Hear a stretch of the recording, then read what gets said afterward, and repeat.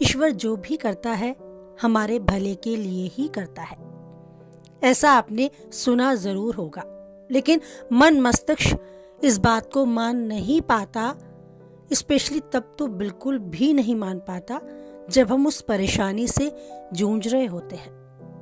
लेकिन हाँ, बाद में जरूर इस बात का आभास होता है कि जो हुआ अच्छा ही हुआ, या हम उस कैलकुलेशन को समझ पाते हैं जो ईश्वर हमारे लिए करता है। आइए इसी तरह की एक रोचक कहानी आपके लिए मैं ऋषु शर्मा, एक मोटिवेशनल स्पीकर, लेकर आई हूँ। ये कहानी जरूर आपको सुकून देगी और आगे जीवन में हर परेशानियों का सामना करने के लिए हिम्मत भी देगी। बहुत पुरानी बात है। एक बार एक राजा अपने मंत्रियों के साथ जंगल में शिकार खेलने के लिए जाता है।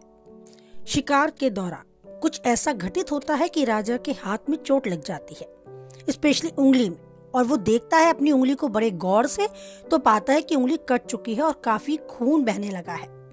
कटी उंगली को देखकर राजा अपनी किस्मत को दोष देने लगता है।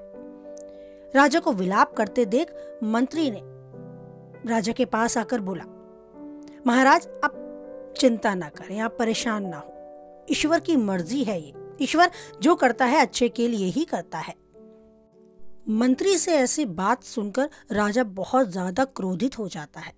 एक तो उसे पहले अपनी उंगली के कट जाने का दुख होता है, ऊपर से मंत्री के ऐसे वचन, बस वो आओ देखता है ना ताओ, मंत्री को कारावास में डाल देता है और उस पर बहुत चिल्लाता है।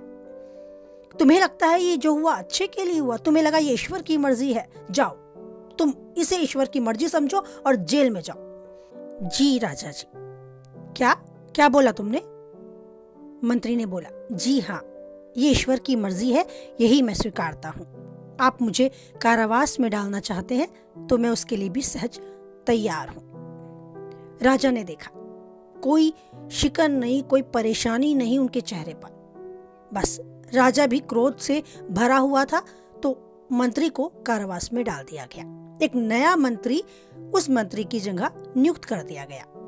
कुछ दिन बाद राजा फिर शिकार खेलने गया। देखा सैनिक और मंत्री सब बहुत पीछे हैं। राजा आगे आगे बढ़ता गया, बहुत आगे चला गया। देखा जंगल में कुछ लोगों ने आग जलाई हुई है और बलि देने के लिए किसी व्यक्ति को ढूंढ रहे हैं। जैसे ही राजा को देखते हैं खुशी से नाचने लगते हैं। वो आदिवासी लोग राजा को पकड़कर बलि देने के लिए जैसे ही अपना हथियार, अपना यंत्र उठाते हैं, देखते हैं कि राजा की उंगली कटी हुई है। तभी उन आदिवासियों का सरदार बोलता है कि नहीं रुको, एक ऐसे व्यक्ति की बलि नहीं दी जा सकती जो पहले से कहीं ना कहीं से कटा हुआ हो, यानी कि वो सही नहीं है, पूर्ण रूप से उसका शरीर इस लायक नहीं है कि उसे बलि दी जाए। तो इस तरह की कुछ बातें आपस में उन सब आदिवासियों के बीच में होती हैं और वो ऐसा विचार करते हैं कि इस मनुष्य को छोड़ दिया जाए।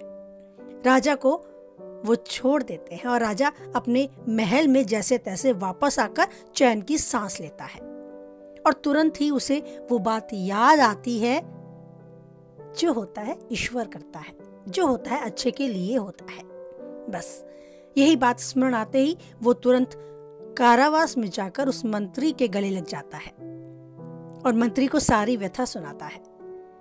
मंत्री कहता है, राजा जी आपकी उंगली कटी, ईश्वर की मर्जी, और मैं कारावास में था, ये भी ईश्वर की मर्जी। अगर मैं वही पुराना मंत्री आपका आपके साथ जंगल में आपके साथ होता शिकार खेलते समय, तो वो आदिवासी आपको छोड़ देते आपकी उंगली को देखकर, लेकिन मुझे जरूर बलि चढ़ा देते, तो मेरा भी कारावास में हो जाना उस ईश्वर की मर्जी ही थी।